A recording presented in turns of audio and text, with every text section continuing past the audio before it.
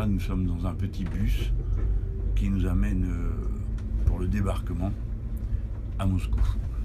Donc, je ne sais pas qui m'a envoyé ce petit bus, mais je pense que c'est l'ambassade de France, j'en suis bien content. Voilà, donc Antoine et moi, nous sommes arrivés aujourd'hui, 7 mai, à Moscou. Et on va descendre.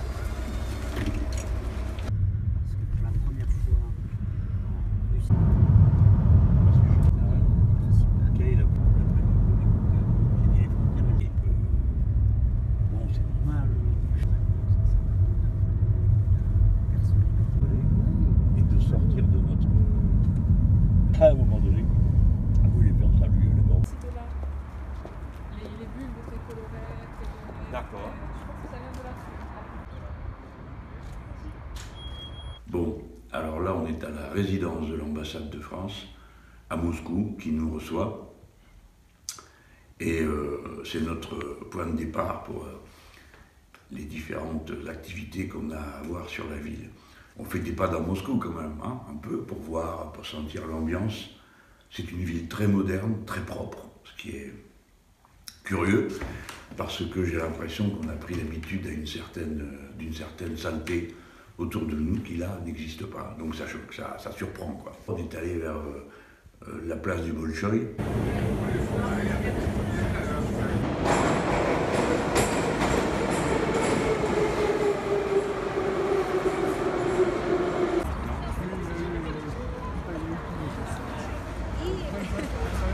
À peine avait-on mis le nez dehors qu'on a rencontré un groupe de Français, avec qui évidemment, comme chaque fois, les Français, quand ils se retrouvent quelque part dans le monde, « Ah, bonjour, comment ça va, qu'est-ce que vous faites ?» Alors là, on est derrière la place rouge, et là c'est le Bolchoï, le palais du Bolchoï, et on voit tout le long des étendards qui correspondent à des fronts et des moments de la guerre de libération qui a permis de se débarrasser des armées de l'Allemagne nazie. Et là, derrière nous, on voit la statue de Karl Marx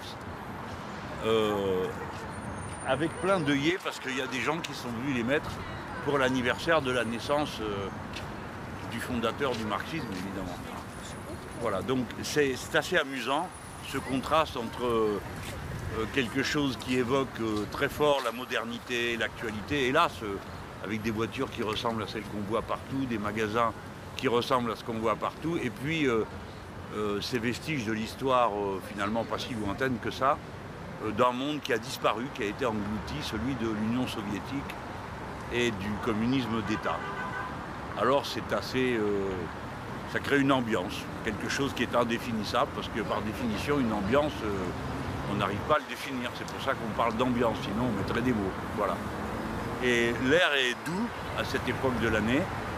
Les avenues sont extraordinairement larges, si bien que les choses ont un rythme plus lent, semble-t-il, que ce qu'on vit, nous, d'habitude, par exemple, à Paris. Ça a l'air plus fluide. Hein. Je ne saurais pas vous dire pourquoi. C'est un peu cacophonique quand même. Là, ça mène même là-bas.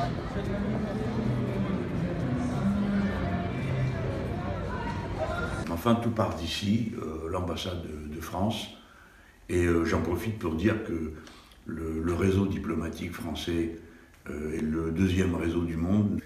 La cérémonie devant une énorme statue à la gloire de l'escadrille Normandie-Niemen, qui est une escadrille d'aviation qui avait été constituée pendant la Deuxième Guerre mondiale avec des pilotes français libres, et naturellement à la demande du général de Gaulle et avec l'accord de Staline. Donc l'escadrille a eu une activité d'escadrille de chasse pendant la guerre, donc son travail consistait à détruire le maximum d'avions allemands pour rendre plus difficile le travail au sol de l'armée nazie allemande. Alors c'est un événement qui est fameux dans l'histoire russe, parce qu'ici en Russie, il y a un vrai sentiment francophile. La France est bien vue, bien perçue.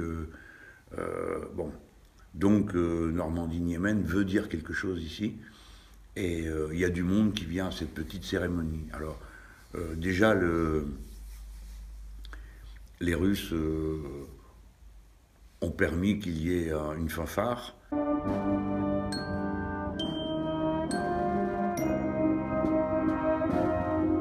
Et puis un petit détachement qui porte la gerbe, parce qu'elle pèse 3 tonnes.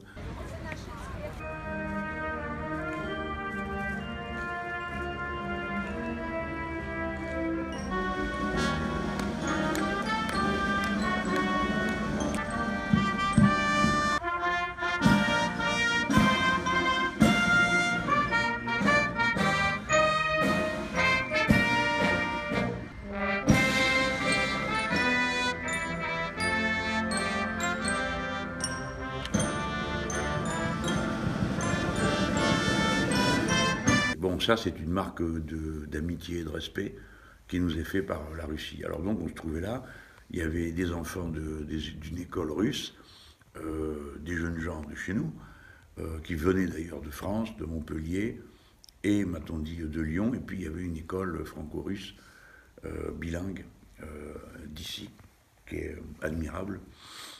Et puis, bon, alors, toutes sortes de personnalités, les attachés de défense, des Français qui viennent, parce que c'est la France, voilà, alors ils viennent, et puis ils apportent leurs petites fleurs au monument. Et ça, c'est un moment qui est assez émouvant, parce que, bon, dans les cérémonies patriotiques, il y a toujours quelque chose d'émouvant, parce qu'on s'identifie au pays, et là, dans des circonstances qui ont un sens. Si jamais une guerre a eu un sens, hein, c'est bien celle-là, parce qu'il s'agissait de vaincre les nazis, c'est-à-dire une défaite totale de la civilisation humaine, qu'aurait été de voir une grande puissance devenir institutionnaliser le racisme à l'échelle du vieux continent et du monde. Donc il y a sur l'affaire de la victoire du 8 mai 1945 une très forte charge politique et philosophique, il faut bien dire les choses comme elles sont. D'ailleurs ici, en Russie, en gros, c'est devenu la fête nationale. C'est pas tant, bon, on ne célèbre plus la révolution d'octobre, comme ça se faisait auparavant, mais même la fête de la Fédération, les autres fêtes nationales russes ont une signification moins forte, moins percutante que la célébration du 8 mai. Alors, ici, c'est le 9. Bon, pourquoi? Parce que la signature de l'accord s'est fait tard, et par conséquent, ça correspondait au 9 ici, puisqu'il y a un décalage horaire. Voilà. Et c'est le souvenir de quelque chose, d'un événement énorme. Parce qu'il ne faut jamais perdre de vue qu'il y a 20 millions de Russes qui sont morts dans la guerre contre l'Allemagne et les nazis. Donc c'est quelque chose c'est pas un événement comme les autres. Hein. Ils ont souffert plus que tout le monde. C'est quelque chose de l'ordre de 10 ou 12% de la population russe qui a été assassinée par les nazis. Donc ça les marque. Et puis, ça a créé une occasion de se rappeler qu'ils sont tous ensemble, qu'ils forment une grande nation. Et souvent, ce sont des événements de cette nature qui soudent dans une histoire commune un peuple. Voilà. Un peu comme nous, le souvenir maintenant plus lointain de la grande révolution de 1789. Et c'est important d'être attaché à des événements qui ont une signification plus grande que soi. Je veux dire, la victoire sur les nazis, c'est quelque chose de plus grand que la Russie elle-même, même si la Russie a eu une part décisive. C'est une cause commune de l'humanité. De la même manière, la révolution de 1789, c'est quelque chose de plus que la France. C'est le début de l'ère moderne et l'affirmation des principes des Lumières. Voilà. Bon, alors vous voyez, ça rend un peu lyrique d'aborder ce genre de questions. L'idée, c'est de montrer qu'il y a une fraternité franco-russe qui fonctionne de peuple à peuple et qu'elle est indépendante des moments politiques particuliers et qu'on peut être un ami du peuple russe, souhaiter que la Russie soit un partenaire sans pour autant être immédiatement un affidé du pouvoir, ce que je ne suis pas. Après la commémoration, on est revenu à l'ambassade et là, bon, traditionnellement, il y a un petit pot, hein, on dirait, bon, je ne sais pas comment on dit ça dans le langage diplomatique, verre de l'amitié, que sais-je. Et là, à nouveau, bon, il y a un petit peu tout ce qui touche d'un peu près aux Français, en tenant compte du fait que c'est un jour férié, donc les gens ne sont pas si disponibles que ça. Et bon, alors c'est dans le cadre de l'ambassade, parce que vous imaginez facilement ce qu'est une circonstance de cette nature, mais par contre, l'ambassade, vous ne pouvez pas vous la figurer. On dirait une espèce de château, une sorte de château de Disneyland, vous voyez. C'est très décoré, très rococo, très... et ça date du 18e ou 19e, je ne me rappelle pas, mais c'est un lieu, vous le voyez une fois, il vous marque, parce qu'il ne ressemble à aucun autre, compte tenu de la façon avec laquelle il est décoré. Le reste de l'ambassade est un peu plus banal, mais quand vous arrivez, c'est vraiment quelque chose de très fort. Déjà que le bâtiment lui-même a un air très slave, hein, on dirait une espèce de gâteau avec de la chantilly dessus. Et on m'a expliqué que, en réalité, on peint les bâtiments avec des couleurs très vives, parce que les 3/4 de l'année, il fait gris, il y a de la neige. Enfin, c'est pas l'ambiance actuelle du mois de mai, qui est hyper chaud, bon, très ensoleillé, parce que c'est un climat continental, Moscou. Donc il fait très chaud, puis très froid, et ainsi de suite. Donc l'ambassade, elle est un petit peu magique, la résidence, hein, bien sûr. Voilà.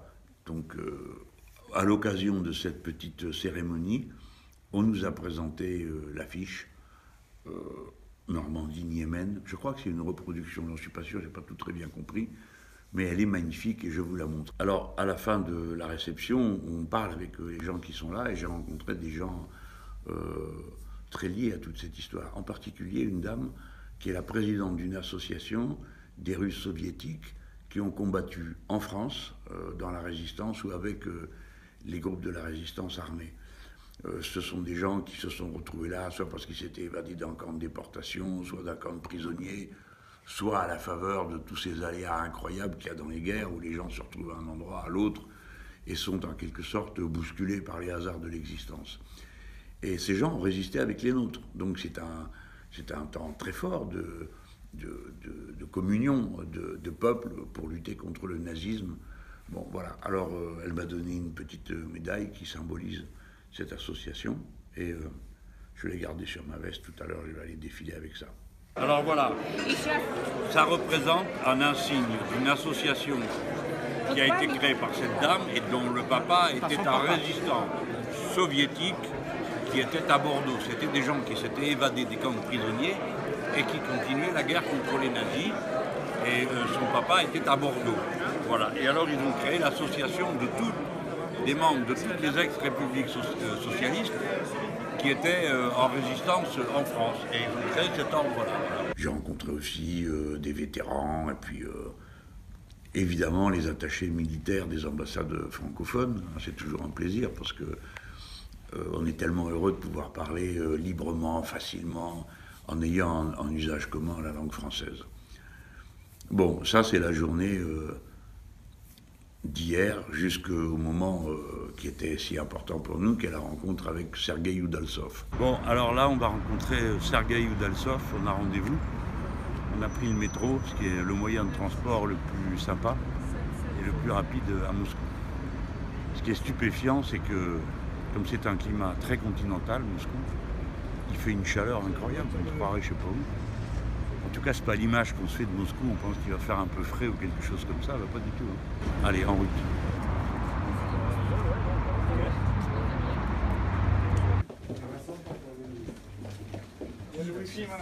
Allez. Oh là là, il y en a du monde ici. Bonjour, bonjour, messieurs, dames, bonjour.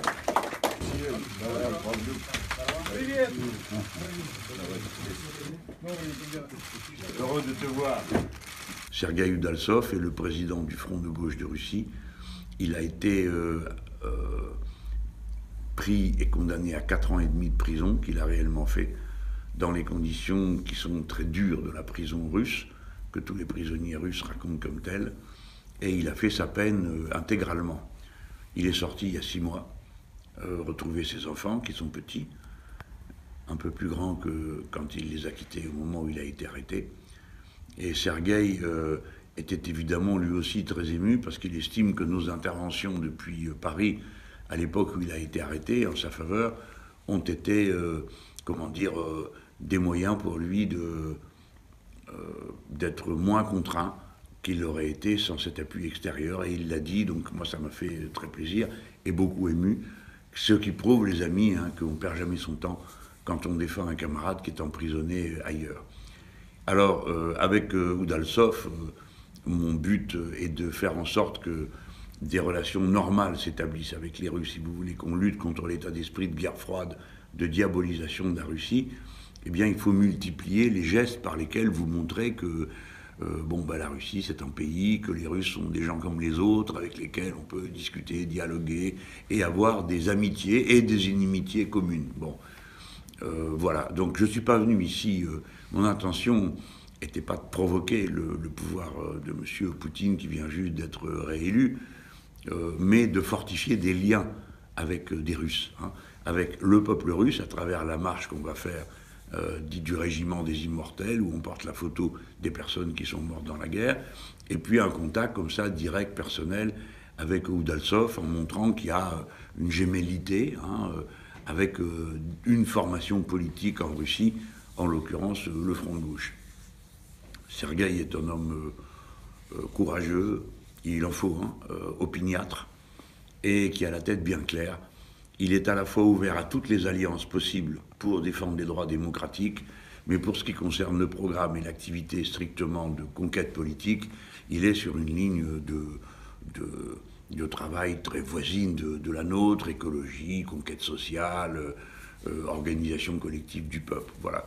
Évidemment, c'est très difficile pour deux raisons. D'abord parce que, disons que l'opposition n'est pas encouragée dans ce pays, mais honnêtement, elle n'est dans aucun pays. Hein.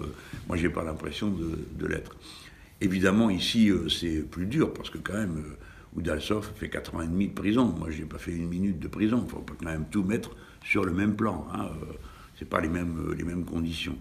Mais il y a ici un fait qui est évident, c'est que M. Poutine jouit d'une réelle popularité, estime. Bon, alors, on me dit il y a de la résignation, sûrement, mais il y a aussi de la fierté, parce que M. Poutine a succédé à des pitres qui étaient plus ou moins manipulés par l'Occident. Je devrais en dire qu'un seul, c'est Boris Eltsine. Bon, les Russes ont vécu un choc terrifiant, il faut vous rendre compte, passer de l'économie socialiste à l'économie de marché, tout a été détruit au passage. L'espérance de vie a reculé, les entreprises ont été transformées, il y a eu des millions de kilomètres carrés de friches industrielles et plus rien qui marche. Donc leur pays est reparti de l'avant et il vient de réaffirmer une présence sur la scène internationale avec l'affaire syrienne, ce qui montre que les grandes nations, quand elles choisissent d'exister, elles existent, voilà. Et vous pouvez rien, et personne ne pourra jamais rien contre le fait que la Russie existe, et que c'est un très grand pays, très peuplé, à un carrefour stratégique du monde, et que par conséquent, il jouera un grand rôle. L'intérêt des Français, c'est de le comprendre à temps, et mieux vaut s'entendre avec les Russes et les Chinois, qui sont des gens raisonnables et maîtrisés, qu'avec des aventuriers du type Trump et le reste des cow-boys qui dirigent les États-Unis d'Amérique, qui sont des gens extrêmement pauvres culturellement et extrêmement dangereux pour la paix du monde. Bon, alors maintenant, il faut que je me dépêche parce qu'on m'attend. J'ai un rendez-vous avec M. Pouchkov, que je connais depuis l'époque où je l'ai rencontré pour la première fois au Parlement européen à Strasbourg, qui était chargé des relations diplomatiques.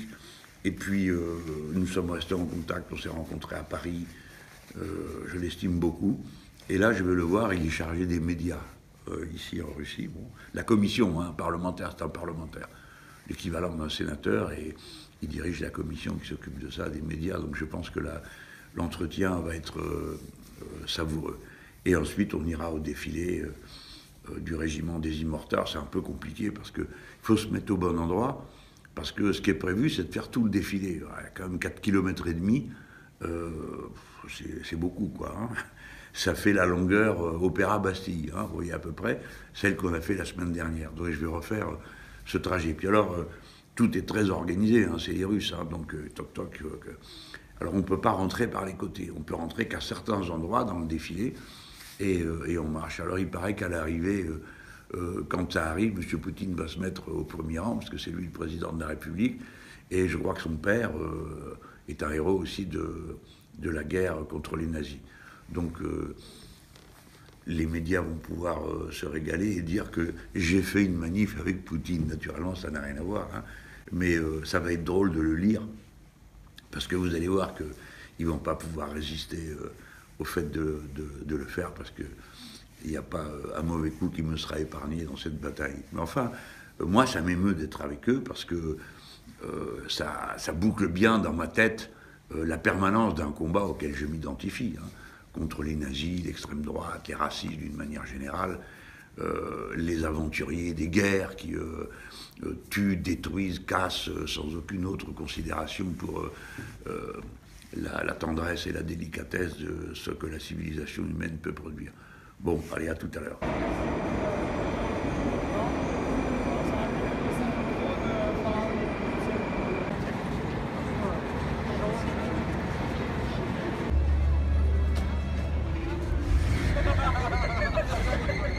Alors là, pas de chance, on a rendez-vous avec Alexei Pouchkov, mais de l'autre côté.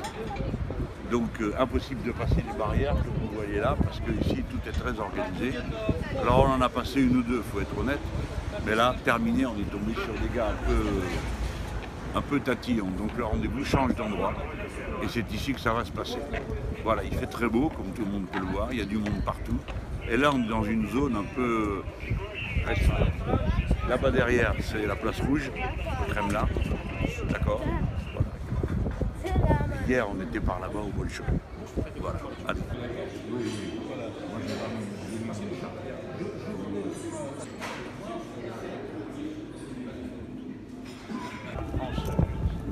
C'était drôle parce que Roland Leroy n'était pas là.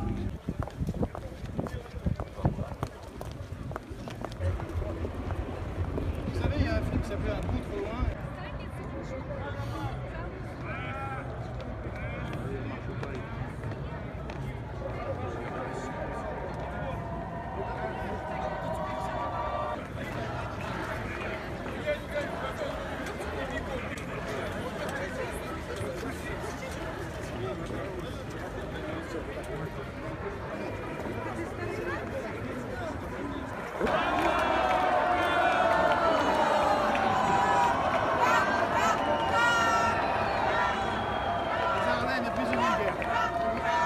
Eh bien, vous voyez, je porte le portrait d'un officier français, aviateur dans l'escadrille Normandie-Yémen, qui a lutté avec les Russes contre les nazis. Et c'est un moment émouvant, non? D'être là, place rouge, avec eux. Aujourd'hui, il y a les Russes de toute opinion, de tous les âges. Voilà. Et donc, si vous voulez être avec le peuple russe, c'est ce jour-là qu'il faut le faire. Donc voilà, c'est très important de penser et d'habiter le pouvoir.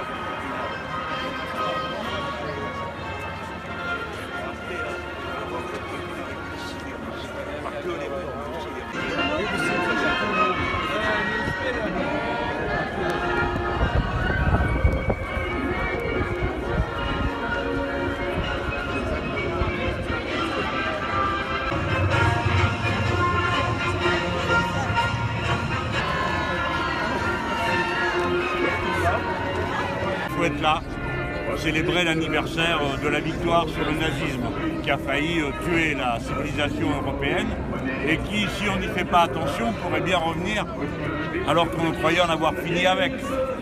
Et là, ils sont chaque année un peu plus nombreux. Alors évidemment, le pouvoir politique aimerait bien pouvoir récupérer, mais on ne récupère pas un peuple, c'est le peuple qui récupère ce qu'il veut.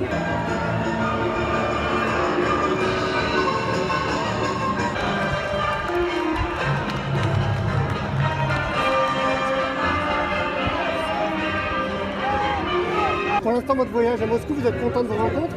Oui, j'ai fait ce que je voulais faire, c'est-à-dire banaliser la Russie. C'est pas le pays des monstres et les Russes sont pas des ennemis, ils sont des partenaires et il faut les traiter comme tels. En Russie, il y a des gens que je supporte pas et d'autres qui sont des amis. J'ai des adversaires politiques et j'ai des amis politiques. Et il faut qu'on manifeste le fait qu'on doit se parler. Voilà. Et on doit essayer de le faire le plus intelligemment possible.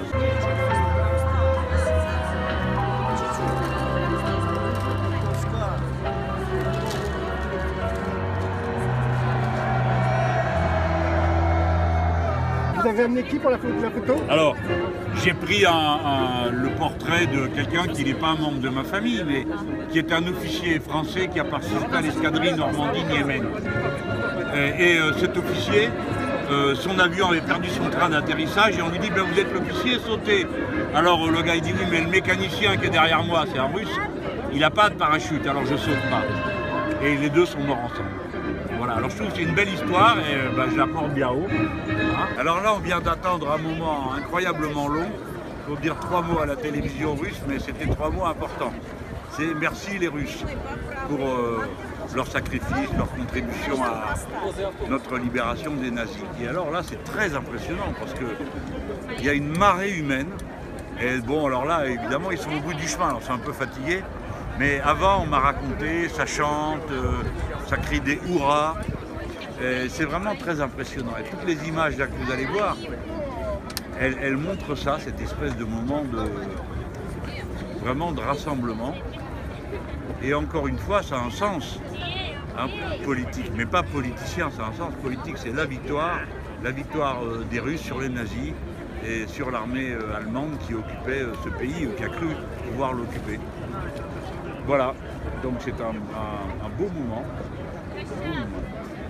Puis il fait tellement beau.